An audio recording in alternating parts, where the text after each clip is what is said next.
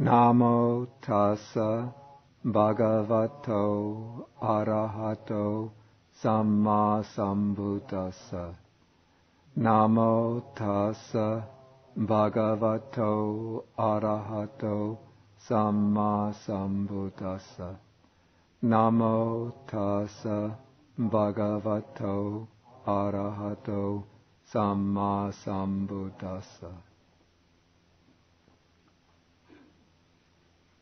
I'm glad that we finally have a clear and clean Tuesday evening. It seems every year the weather gods always choose Tuesday as that particular evening to send down either heavy rain, snow, or sleet.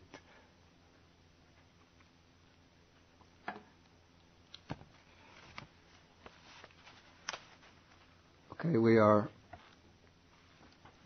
still in Majjhima Nikaya number 10, the Satipatthana Sutta. And we are in the section on Dhammanupassana, that's the contemplation of phenomena. In the subsection on the 5 aggregates, this is on page 152, section 38, and everybody should have the chart on the 5 aggregates. I gave it out last time.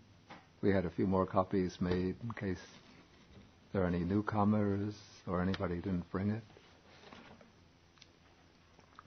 And last time I went through and I explained each of the aggregates individually along with its characteristic, the contents, and I just mentioned the simile.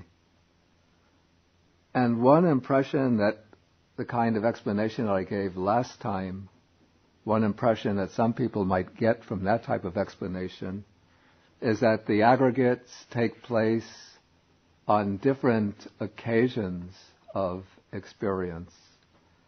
One might think, okay, that form, the body, is always present, but one might think sometimes there's a feeling, sometimes there's a perception, sometimes there's a volitional formation. But actually, this is not the case at all.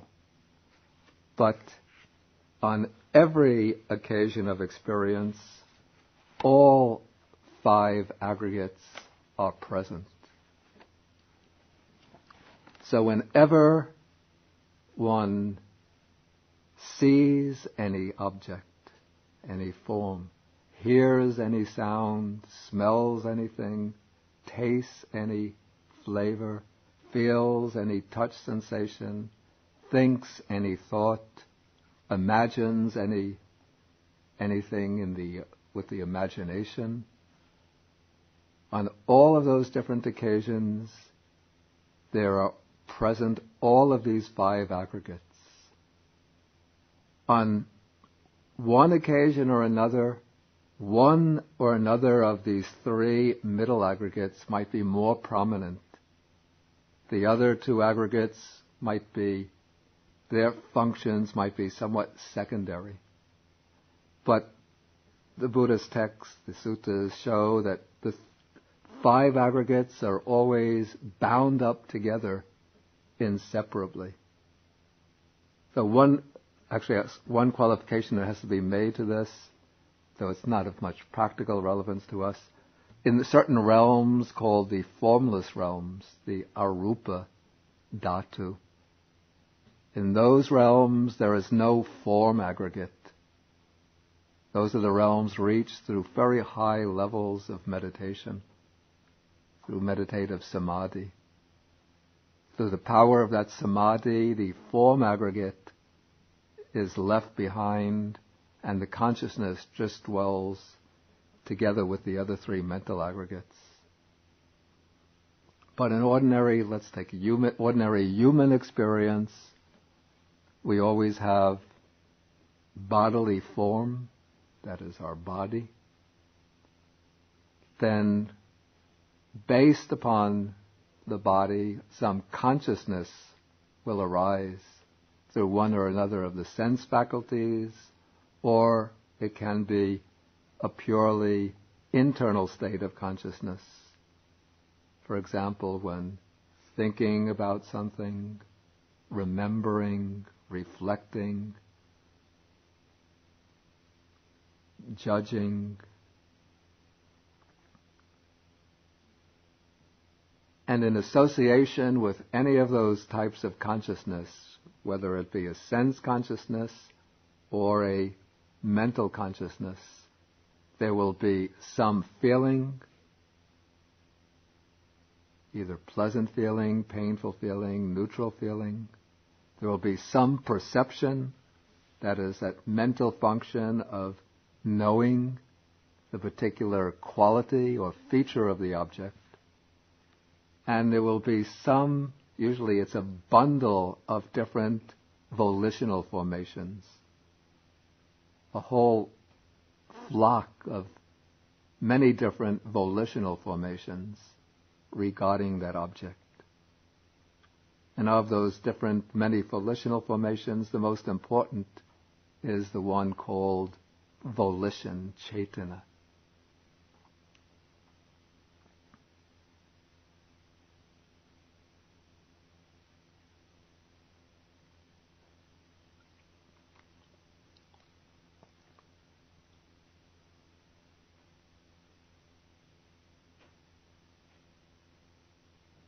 So let us say, for example, that I'm listening to some very, very beautiful music that's really uplifts the mind. In that occasion, the aggregate of feeling might be most prominent, because one is really blissing out on this ecstatic, rapturous, over this very beautiful music. But in order to hear the music, there has to be perception. And even though volition here will be somewhat subordinate, but there will be some volition, at least the intention of continuing to go on and listen to the music.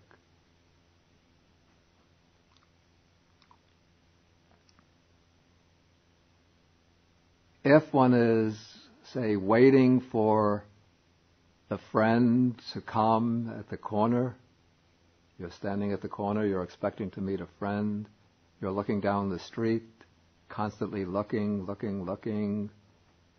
different people are coming around the corner, and you're looking at each person as he comes around. On that occasion, the aggregate of perception might be prominent, because what you're doing is focusing in on each face, each figure as it comes around the corner, down the street, in order to determine if that is your friend. And yet there'll also be some feeling, maybe as when you focus in, when it turns out that it's not your friend, feeling of disappointment. When you see your friend, then a feeling of pleasure, happiness arises. And there'll also be some volition, that is the intention of planning to do something with your friend. Or in this case, the intention of just standing and waiting and looking at each person. That requires volitional effort of its own.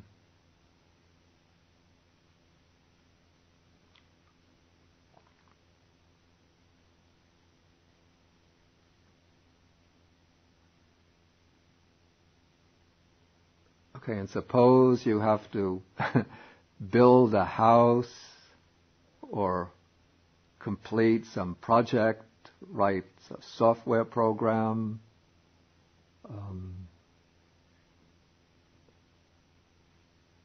teach a class, prepare for a class.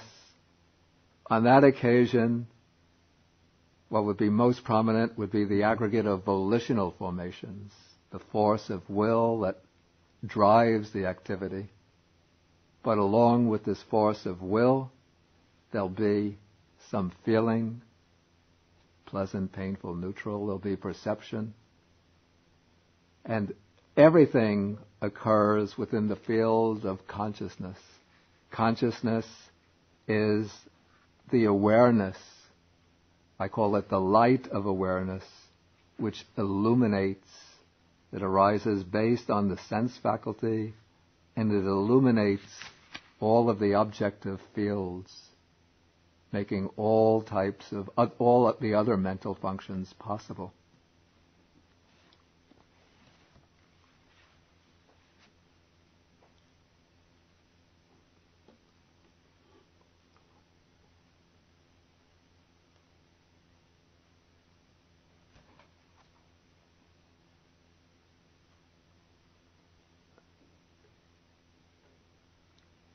Okay, so now we are back into paragraph 38. And I've been explaining the passage that goes, here a bhikkhu, a monk, understands such is material form. I haven't yet come to such its origin, such its disappearance, but just such is feeling, such is perception, such are the formations, such is consciousness. But now we come to origin and disappearance, to understand the arising and passing away of the five aggregates. And that takes us back to the table where we have the condition. Because there's two ways to understand origin and passing away. One of these we call the origin and passing away through conditions, and the other is called the origin and passing away simply through the characteristic of impermanence. To understand the origin and passing away through conditions, we have to investigate and to understand the conditions for the five aggregates, how each of the aggregates arises through certain conditions. Some of these conditions are common conditions to all five aggregates, and some are specific or particular prominent conditions for a particular aggregate.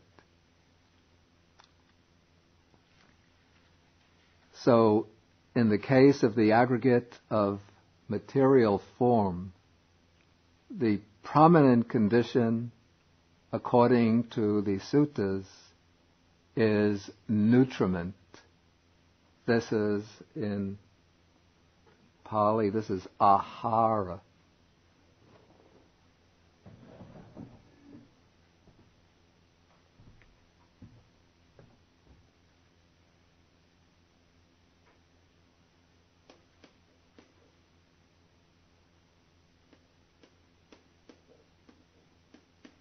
Yeah, the Buddhist texts actually mention 4 types of nutriment. They say that there are 4 kinds of nutriment or food for the support of living beings. What are these 4 kinds of nutriment? First is what is called solid food, material food. Literally in Pali it means food made into lumps or balls. This is the word that we had in the Chinese this morning, Chilasha. Twai, was it? Twai. Yeah.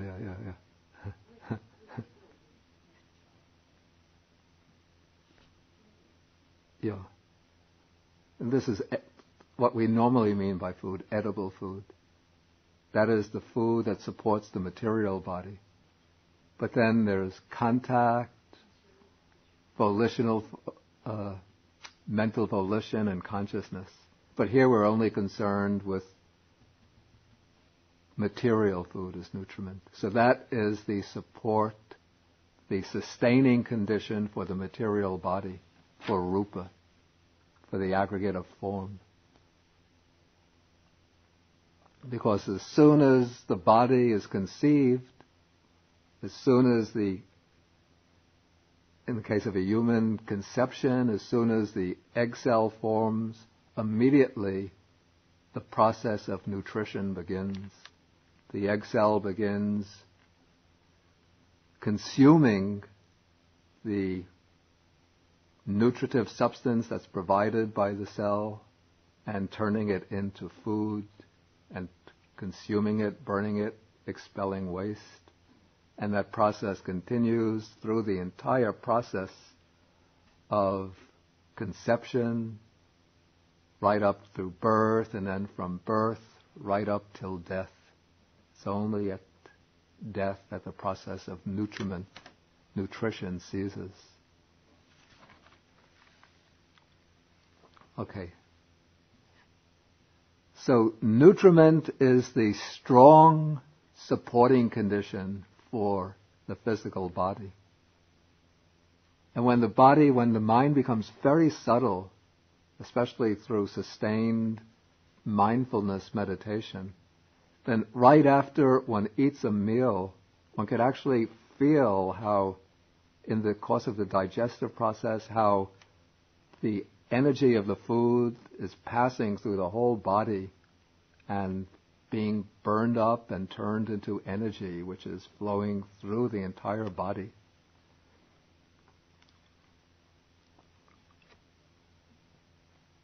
And now the commentaries give additional conditions for each of the aggregates.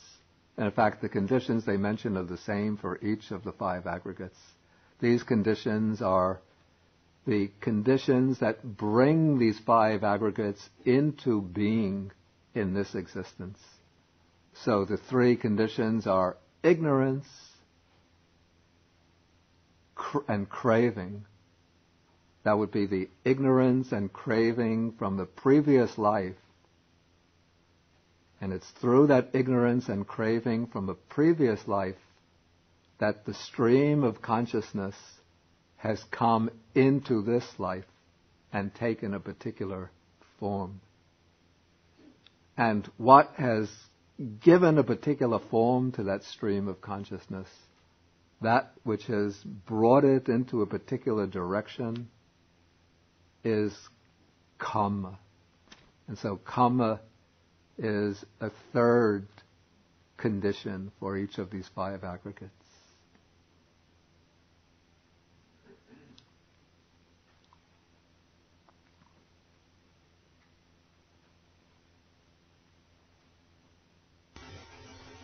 Is there a relationship between the karma and then the volitional formations in the aggregate?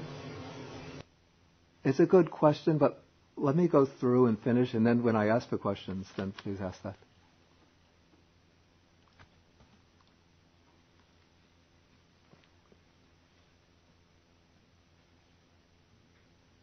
Okay, then feeling.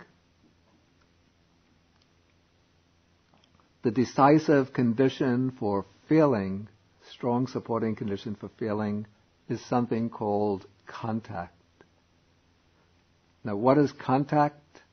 Contact is the coming together, the meeting of 3 things.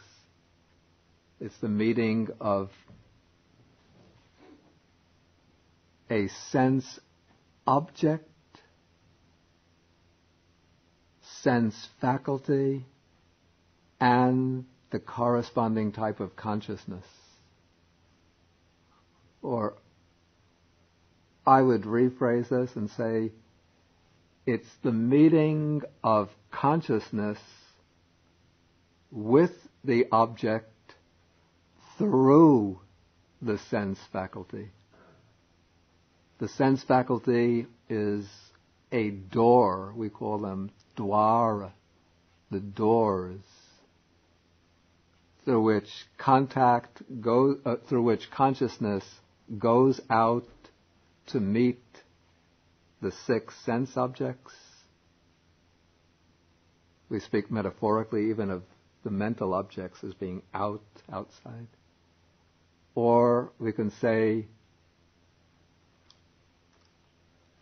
the 6 sense faculties are the doors through which the 6 sense objects come inside in order to meet the 6 types of consciousness. So, when they meet, when the sense object comes through the door and meets with the consciousness, then they're introduced and they shake hands. And when they shake hands, they touch, and that touching is contact. So contact.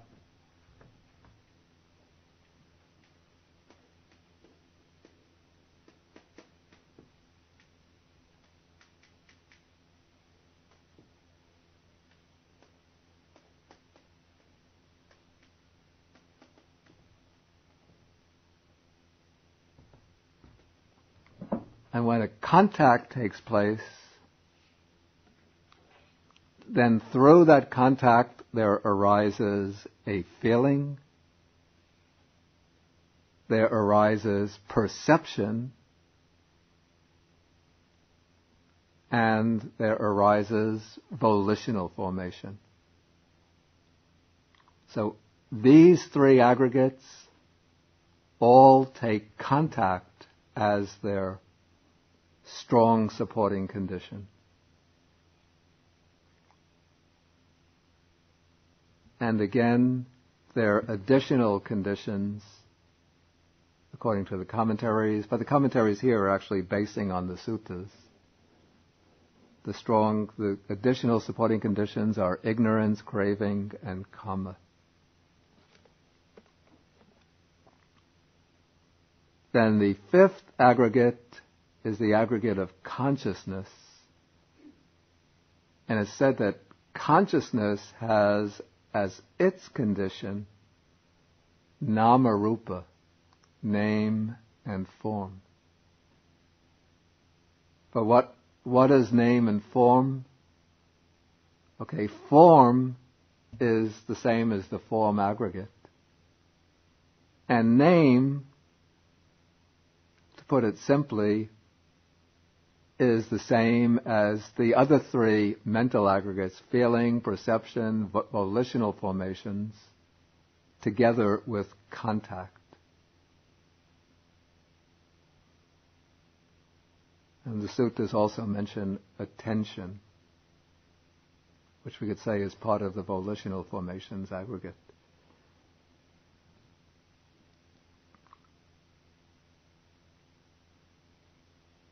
Okay, and this is because consciousness depends upon a physical organism, the body, with its sense faculties.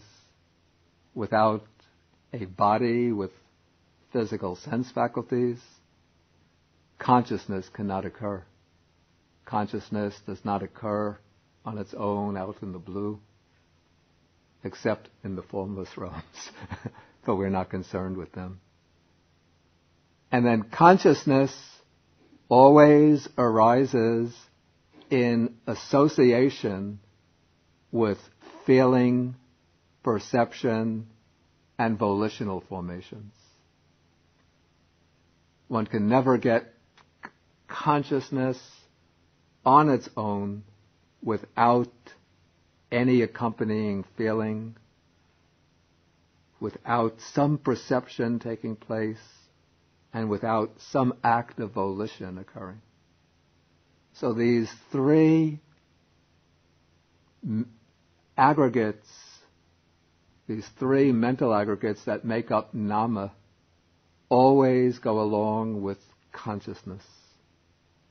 In one sutta in Samyutta Nikaya, it's Venerable Sariputta, I think, who compares consciousness and name and form to two stacks of straw which are put up in such a way that the two are supporting one another. So, in order for the stack of straw on the left to stand upright, it has to be supported by the stack of straw on the right.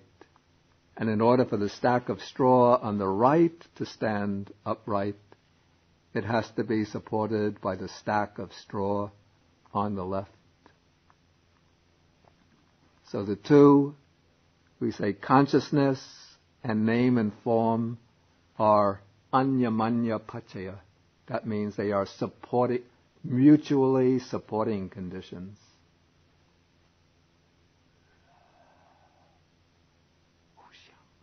Hu xiang yuan.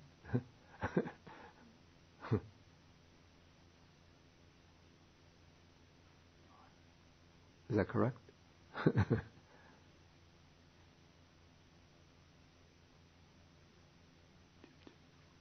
Hu xiang chu chang. Chu chang. They strengthen each other and support each other. Chu chang. Yeah. Chu chang. Yeah.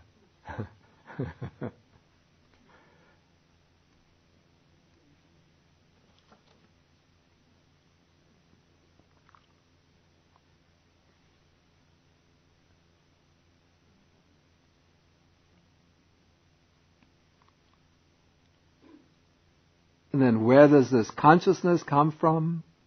It comes because there has been ignorance in the previous existence and craving for a new existence. That ignorance and craving combined have brought the stream of consciousness from the past life into the new life, and the particular mode in which consciousness arises, the particular form that it takes, the particular mode that it takes, particular direction that it takes, that is governed by karma.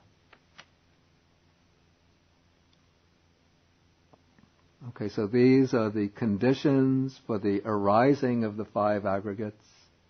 And when these conditions cease, then the aggregates that depend upon them also cease.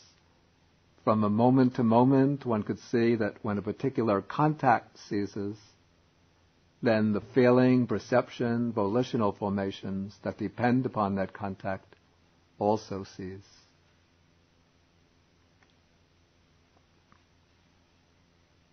It's a little bit like when you have an electrical connection, then you might get, say, the sound coming through the radio. But if the plug comes out from the wall, then the sound will not come out of the radio. So as long as there is that particular contact, then you get the particular feeling, perception, volitional formations. If that contact ceases, then that feeling, perception, volitional formation cease. With the case of bodily form, if it doesn't get nutriment, if it doesn't get food, the body will get thinner and thinner and thinner till it will die. But actually at every moment, this is just in a general way, but at every moment the body is always consuming the food, and the particular cells that make up the body are always arising again and again as they get more food and perishing, replaced by new cells. And then consciousness itself, from moment to moment, is always arising and passing away in association with name and form, with all of the mental aggregates and the particular bodily structures that it depends on. And so this takes us into what I call the characteristic of impermanence aspect of arising and passing away. Here we go from the conditions. We're not observing arising and passing away through the conditions, but simply attending to the fact of the arising and passing, the bare arising and passing of bodily and mental phenomena. So here the monk is now, when he's understanding origin and disappearance, he is seeing how forms, material phenomena in the body are constantly originating and passing away, vanishing. How feelings, perceptions, formations are constantly arising and passing away. How consciousness is constantly arising and passing away. And as the faculty, now this is within the context of developing or contemplating mental phenomena or phenomena as a satipatthana, a foundation of mindfulness. So as the mindfulness becomes more continuous, more sharply tuned, more finely tuned, then one becomes capable of discerning the arising and passing away at, I call it, subtler and subtler levels, finer levels, till one can see through continuous practice over a long period of time, the mindfulness builds up a momentum, a sharpness, a steadiness, so that one could perceive the arising and passing away many, many times, even within a second.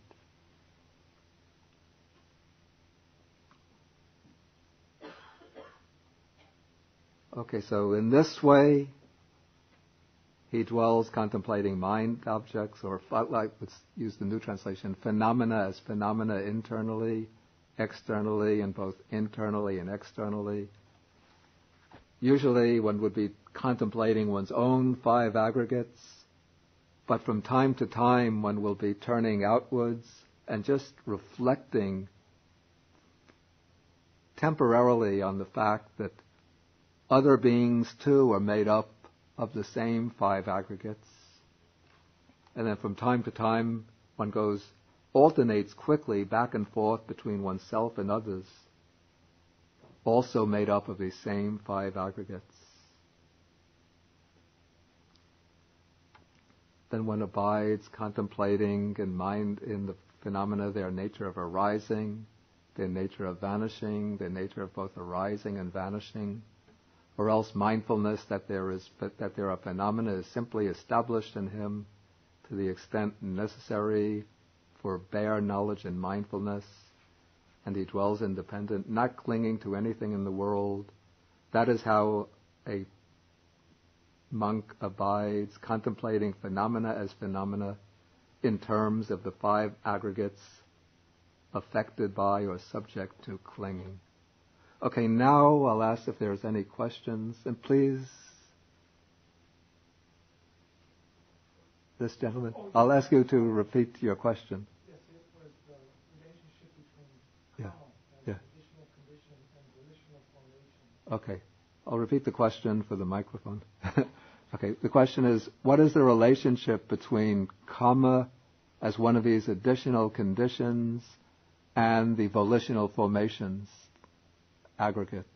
Is that correct? Okay. Okay, now,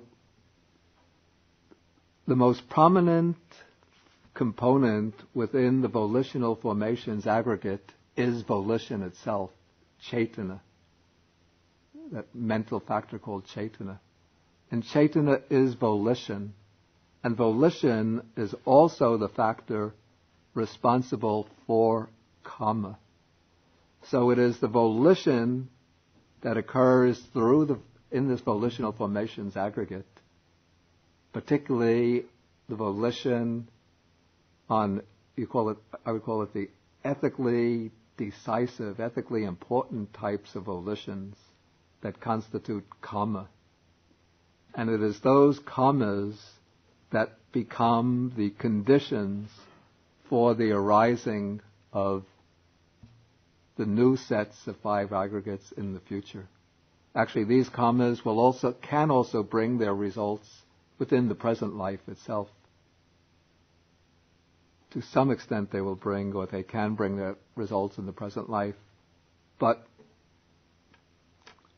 the major portion of each karma will be stored up within the stream of consciousness and will have that potential of bringing its results in future lives.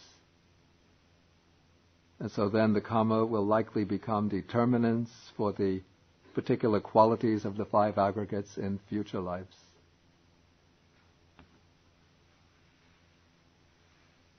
Yes, Georgia?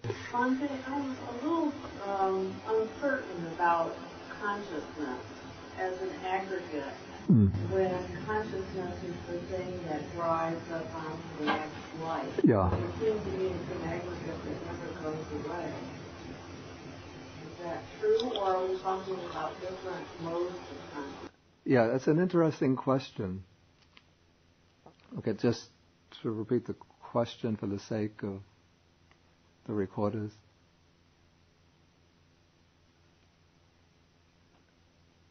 Okay. It seems she says that she's a little uncertain about the nature of consciousness. It seems like consciousness is an aggregate that never goes away. Okay, now there's 6 classes of consciousness. Certainly the 5 types of sensory consciousness: visual consciousness, hearing consciousness, nose consciousness, tasting consciousness, touching consciousness, are not the consciousnesses involved in the rebirth process, but it is a type of mind consciousness. And now the mind consciousness, it seems, has 2 aspects to it. One aspect is the active aspect, where its function is to process mental data, to think ideas, to form judgments, to imagine things, to project into the future, to remember the past. All of these are activities of the mental consciousness in its active mode of operation. But it is this mind consciousness also has a deeper stratum, which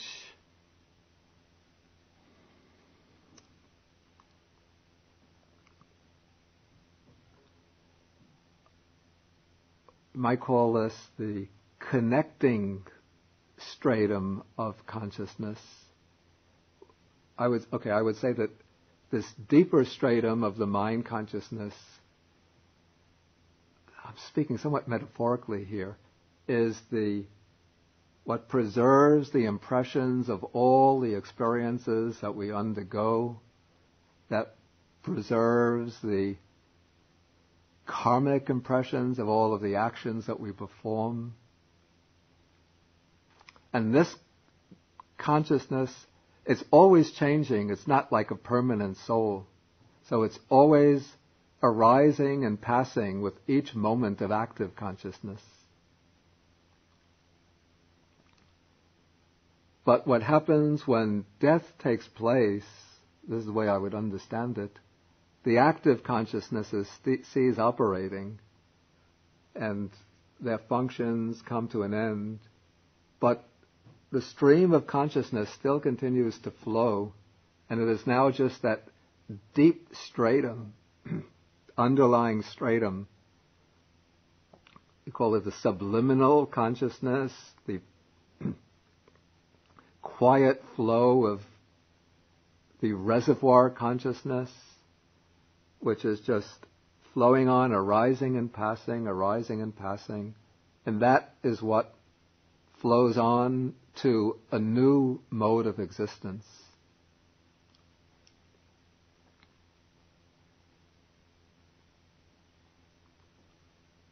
But it always occurs in association with the other aggregates. It's not that we have this consciousness occurring without any feeling, perception, or volitions.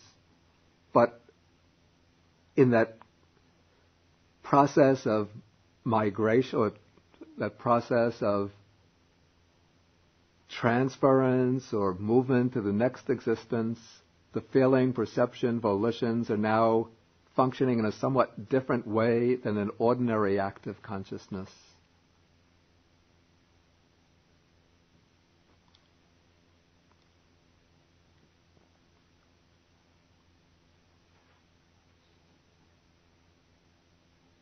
So it's a different let's say, a different mode of operation from ordinary active mind consciousness, but it is still a type of mind consciousness functioning in association with the other aggregates. And I should say, this is the way I interpret it. In the suttas themselves, the issue is not really dealt with elaborately in any kind of theoretical way. The only point that is made is that consciousness goes on from life to life, driven by ignorance, craving, and kama. And it's pretty much left at that level. Then the different Buddhist schools have used different theoretical models for trying to explain how consciousness moves on from life to life. Some have a teaching of an intermediate state in which consciousness is somewhat disembodied and functioning outside the 5 realms of existence. Others have a theory of instantaneous rebirth. So basically, it's the active consciousness that is the aggregate. They would all fall into the aggregate of consciousness. Even that passive consciousness that is flowing on, governing the process of rebirth. It's still part of the aggregate of consciousness. It's just that its function is different from the function of the consciousness when it is in an active mode. But it still has to belong to the aggregate of consciousness.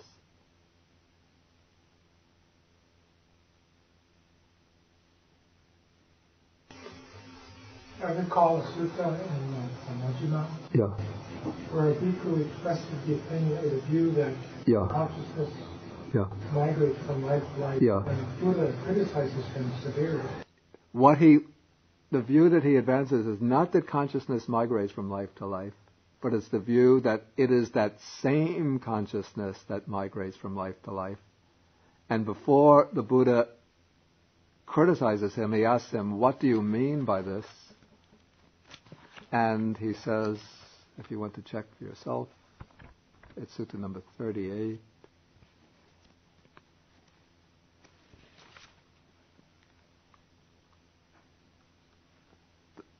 Page 350.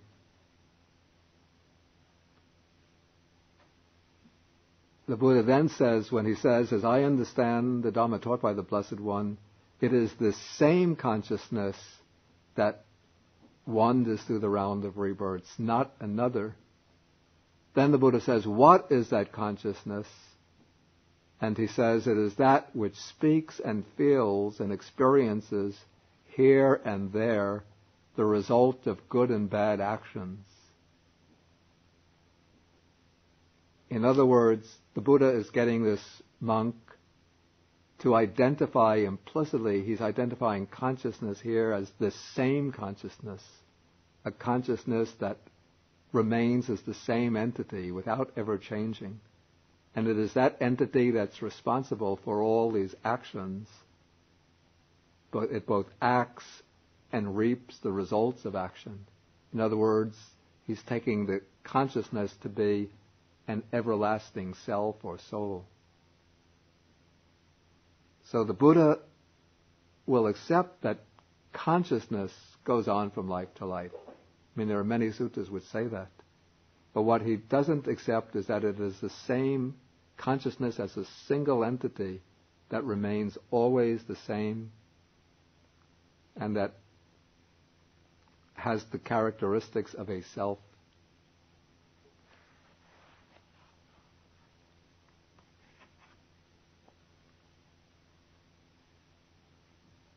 Okay, I think we should go on to the next section now.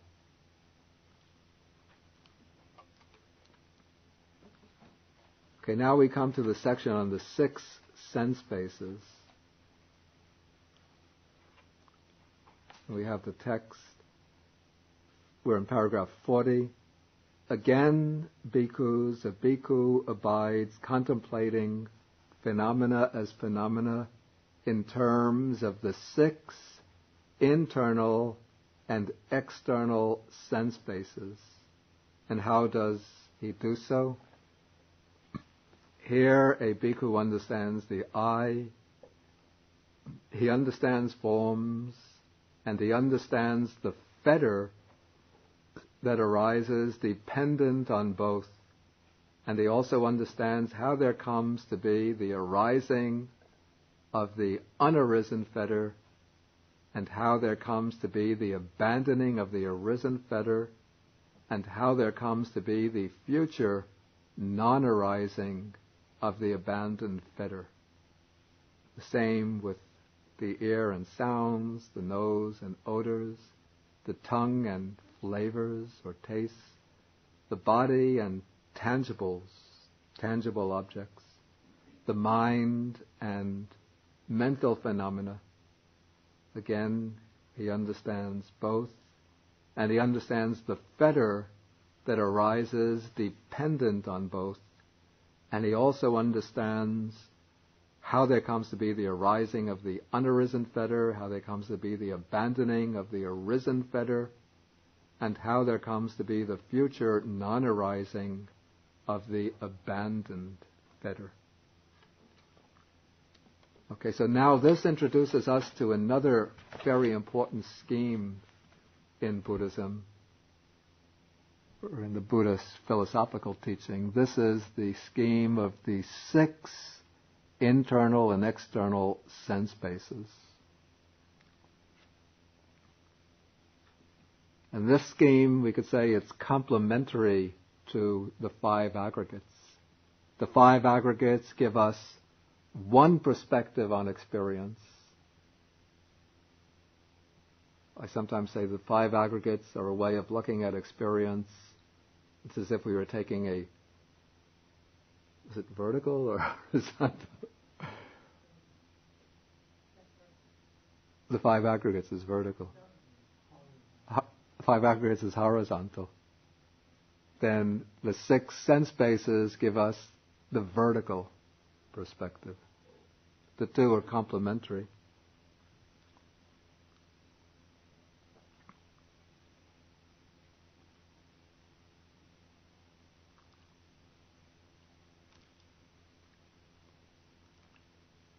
But the 6 sense bases, it seems to me, are emphasized for a somewhat different purpose than the 5 aggregates.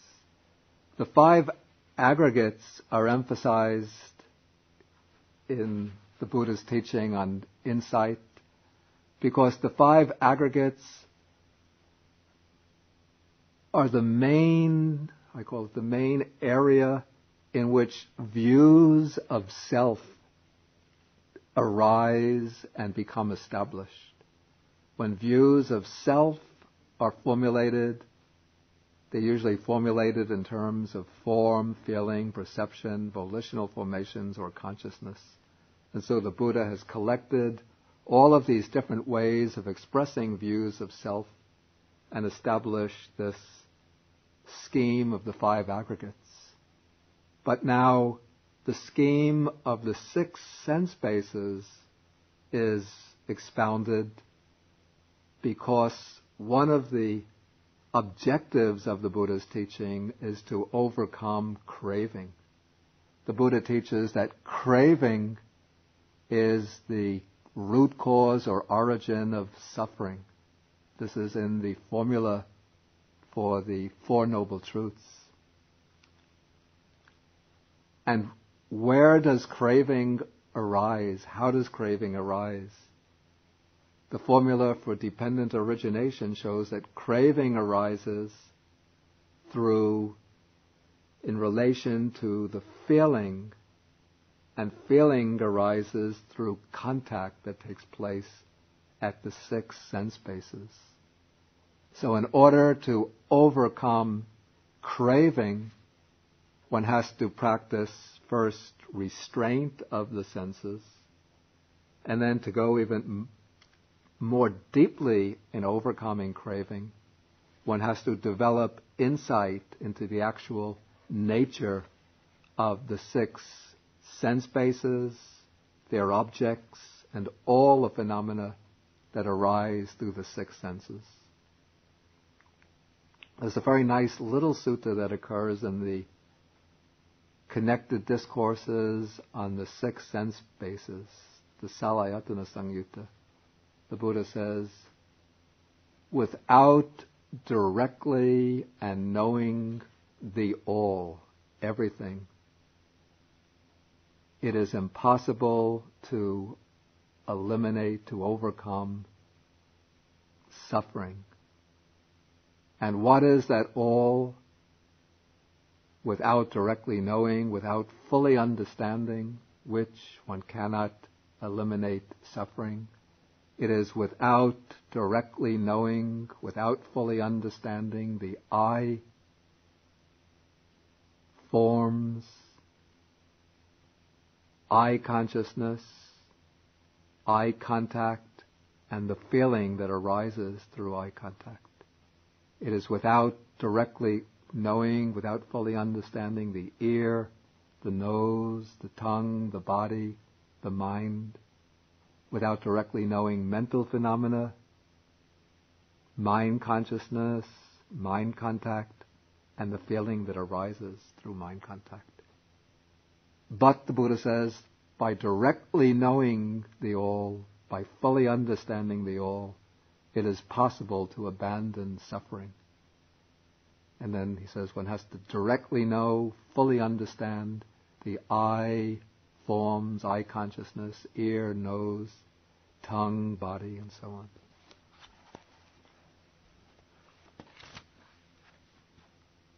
Okay, so one has to understand the I, understand forms.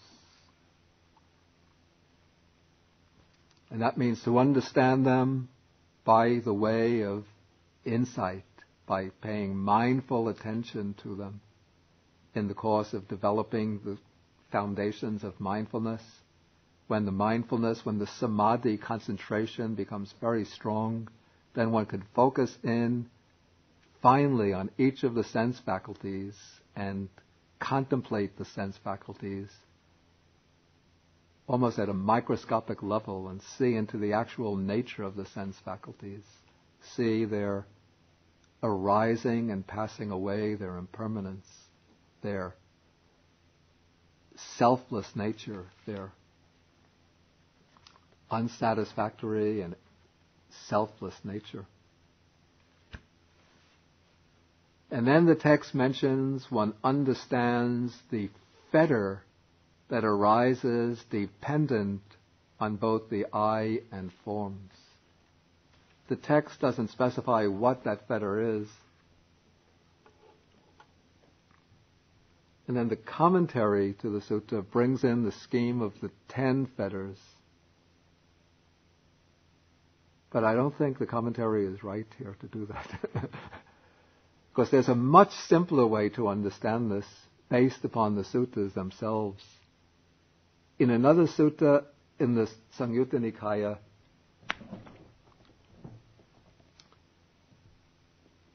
in a discussion, I think it's Venerable Sariputta and Mahakotita, discussion, they speak about the question, is the I the fetter of forms, or are forms the fetter of the I? There are different opinions about this. And then Venerable Sariputta says it's not the case that the I is the fetter of forms, or the form is the fetter of the I, but rather it is the chandaraga, that is the desire and lust, or in other words, it is the craving that arises dependent on both, that is the fetter in this case. Then he uses a very beautiful simile. He says, suppose we have a black bull and a white bull joined together by a yoke.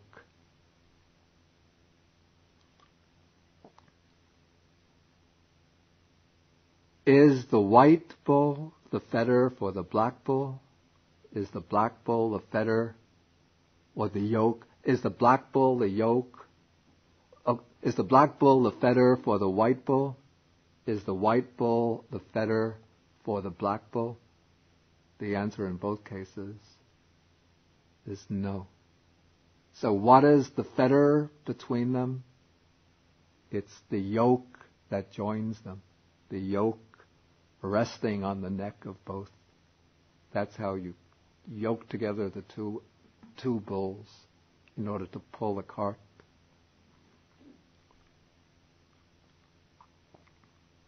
Nowadays we don't see bulls on the streets, or maybe only on farms.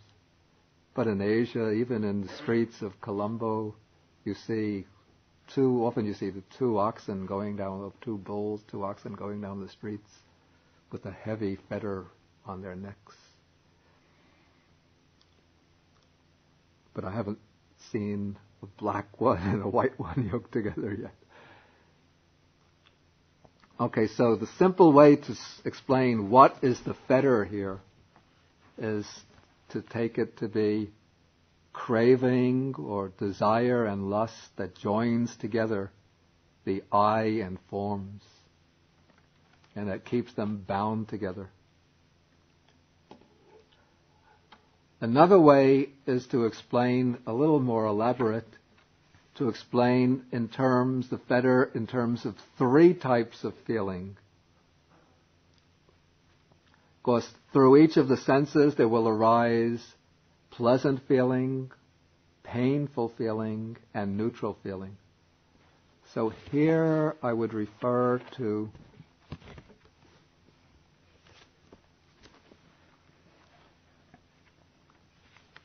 Sutta.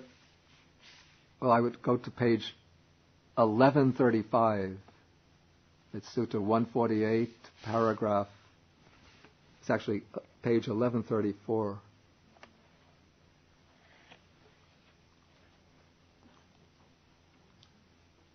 It's Sutta number 148, paragraph 28.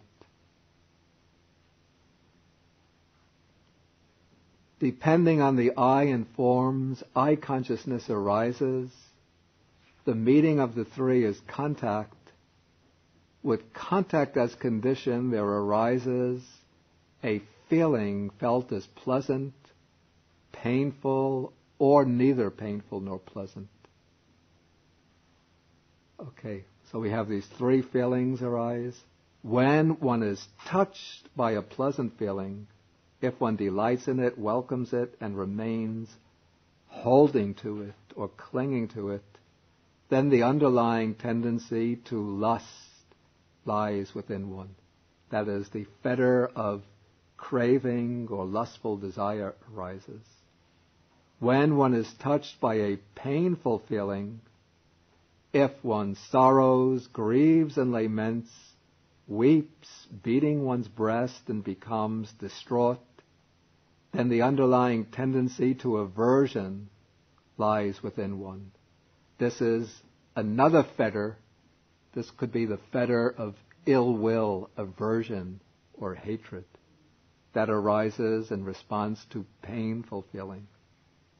Then when one is touched by a neutral feeling, that's a feeling that's neither painful nor pleasant, if one does not understand it as it really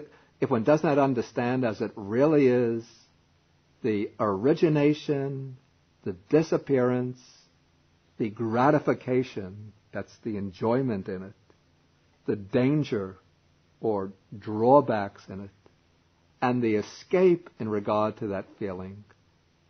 That is, if one has blindness or ignorance about all the different aspects of that neutral feeling, then the underlying tendency to ignorance lies within one.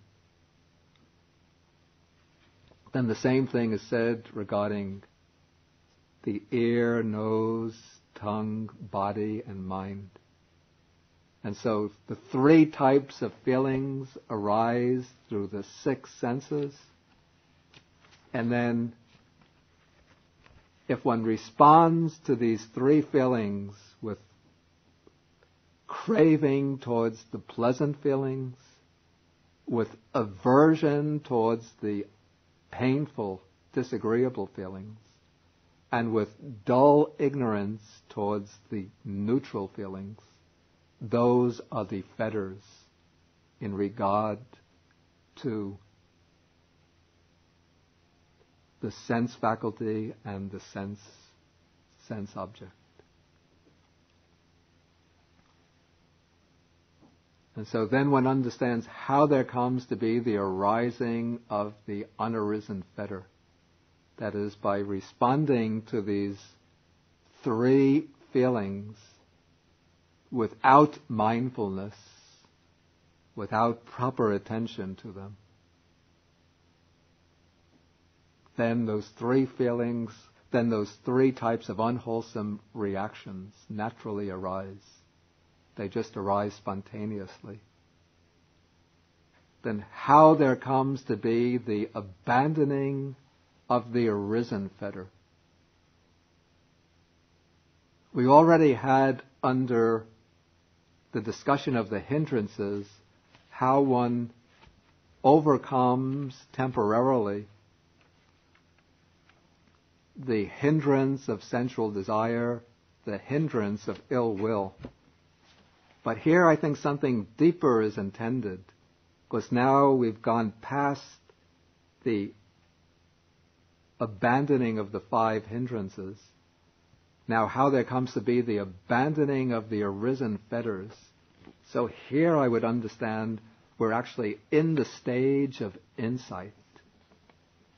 And so the way to overcome these fetters when they arise is through developing insight into the real nature of the sense object and the sense faculty.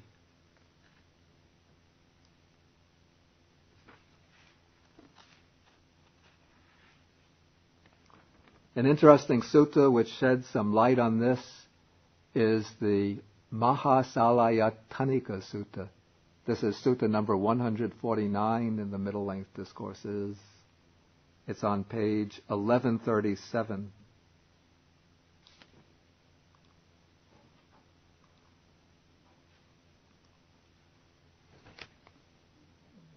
I'll read from paragraph 3. When one does not know and see the I as it actually is, when one does not know and see forms as they actually are, when one does not know and see eye consciousness, eye contact, the feeling pleasant, painful, or neither painful nor pleasant that arises with eye contact as condition, then one is inflamed by lust for the eye, for forms, for eye consciousness, for eye contact, and for the feeling pleasant, painful, or neutral that arises with eye contact as condition. So in this case, it's simply saying that through ignorance, not understanding the sense faculties, sense objects as they really are, then no matter what feeling one experiences, then one becomes inflamed by lust or by attachment for that feeling, even for painful feeling, even for neutral feeling. And in that case, inflamed by lust, then one's craving increases, one's bodily and mental troubles increase, and one experiences bodily and mental suffering. The same is repeated for each of the other sense faculties. But then the sutta goes on in paragraph 9. When one knows and sees the I as it actually is, when one knows and sees forms as they actually are, when one knows and sees eye consciousness as it actually is, when one knows and sees eye contact as it actually is, when one knows and sees as it actually is the feeling felt as pleasant, painful, or neither painful nor pleasant that arises with eye contact as condition. In other words, when one is gaining insight into the nature of this whole process of experiencing through all the six sense faculties, in this case the eye faculty, then one is not inflamed by lust for the eye, by lust for forms, for eye consciousness, for eye contact, for the feeling, pleasant, painful, or neutral, that arises with eye contact as condition. Then when one abides, not inflamed by lust, unfettered, without the fetters, uninfatuated, contemplating the danger, then the 5 aggregates are diminished for oneself in the future. One's craving is abandoned, one's bodily and mental troubles are abandoned, one's bodily and mental torments are abandoned, one's bodily and mental fevers are abandoned, and one experiences bodily and mental pleasure.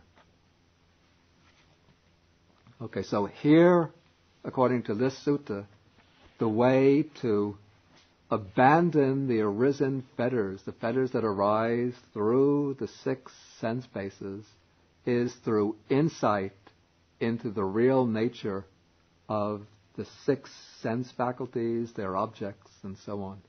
And that means to see them impermanent, dukkha, bound up with suffering, anatta, not self, not mine, not I.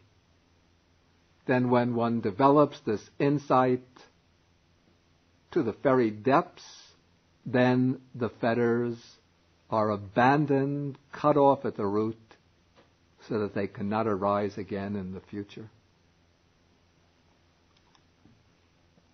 And so the same pattern can be developed in regard to any of the 6 sense bases, and in this way he dwells contemplating mental phenomena as mental phenomena.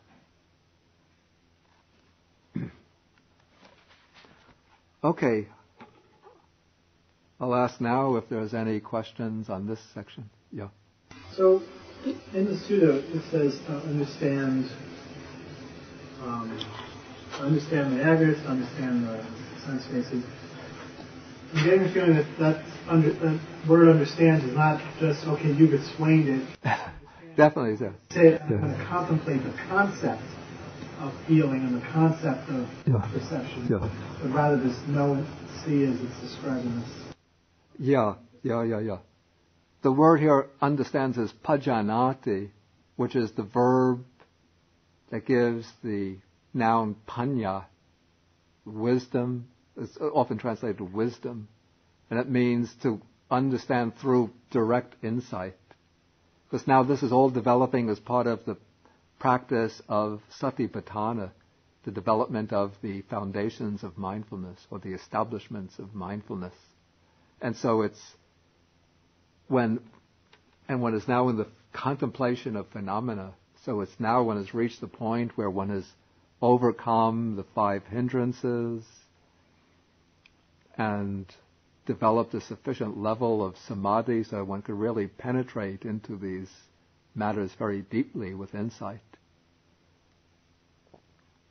So now this is using insight to observe. One first uses mindfulness to attend very, very closely to the sense faculties, or either the aggregates, the sense faculties, the different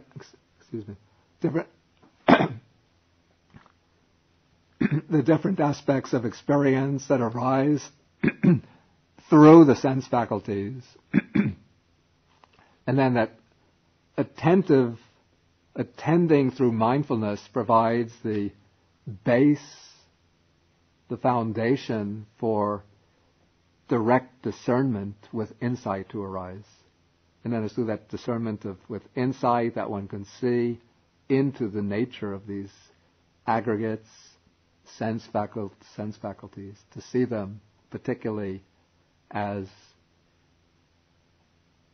in terms of their characteristics, each of the aggregates in terms of its characteristics, and then to see their specific characteristics, and then to see the general characteristics of impermanence, unsatisfactoriness, and non-self. So the heading to this section that we're now translating as phenomena definitely refers to both physical and mental. Yeah. Yeah. Because I mean, when you look at it as mind objects, then it doesn't make sense. Yeah, I don't agree with that translation as mind objects. It's in form when it makes sense, so it has to be the concept. Yeah, it's not the concept of form, it's form, yeah. Yeah, Venerable Sujit. In paragraph of the 5 aggregates, yeah. Here the Sutta said, such as material forms, such as its origin, such as its appearance, etc., etc. And it's this to see the rising and passing away through the process of time. Can you say that way? I would understand it in that way, and also in terms of its condition, its conditions, their conditions.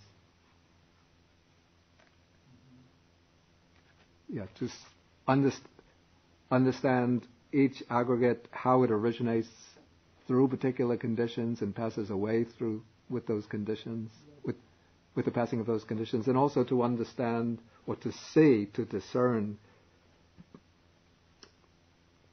on a moment-to-moment basis each aggregate arising and passing, arising and passing.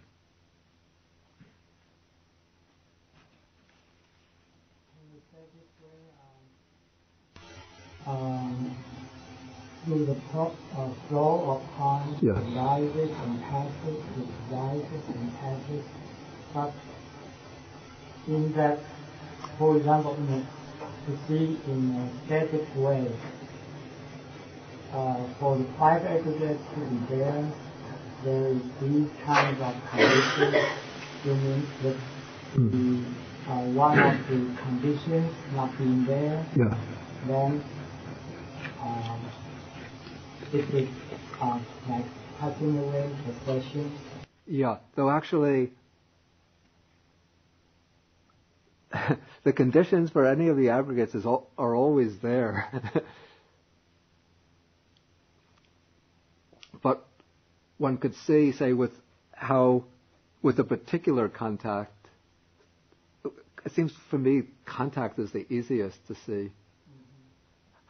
How with a particular contact, a particular feeling, particular perception, particular volition arises. Then when that contact stops, then that feeling, that perception, that volition stop.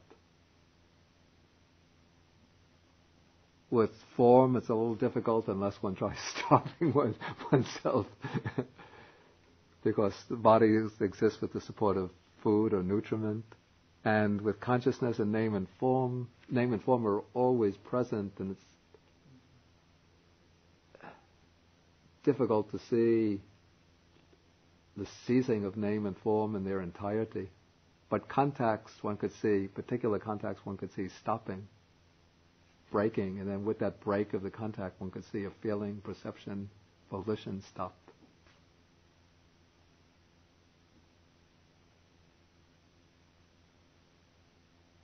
Does that answer the question?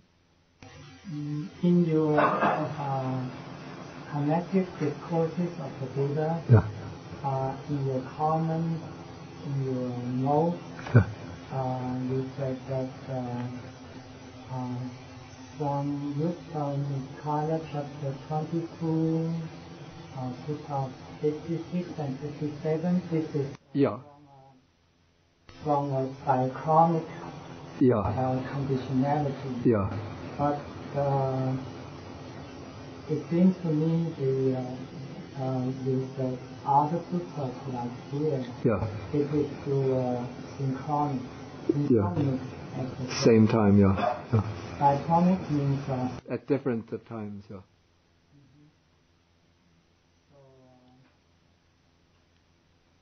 Maybe if I said that, it seems not to be quite correct.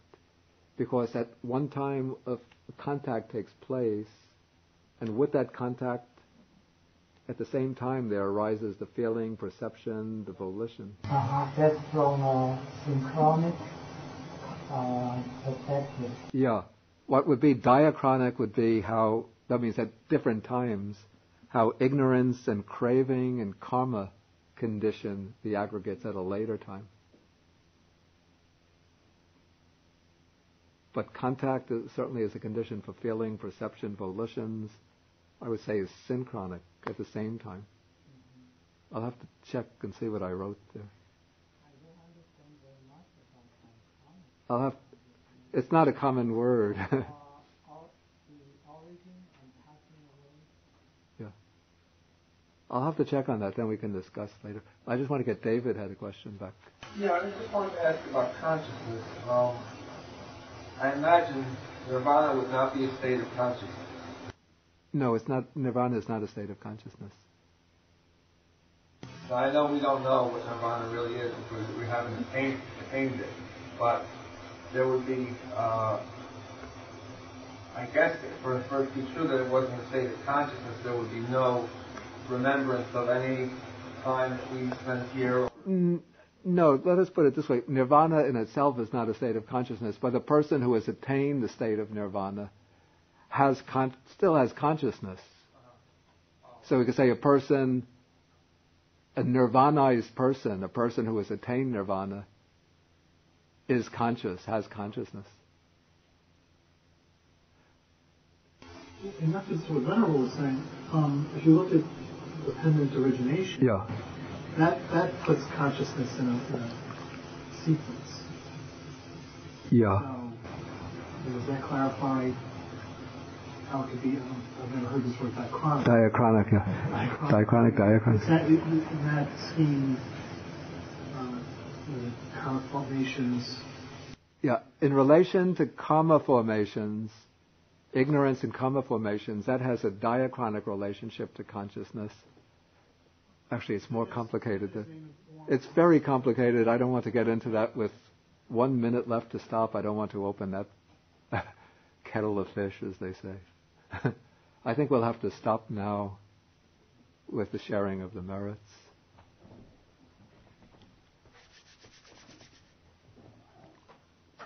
Okay, we share the merits with the Devas, the Bhutas, and with all sentient beings. And also with the Nagas, asking them to rejoice in the merits. Akasata chabumata deva naga mahitika punyantang anumoditva chirang rakantu sasanang. Akasata chabumata deva naga mahitika punyantang anumoditva chirang rakantu desanang.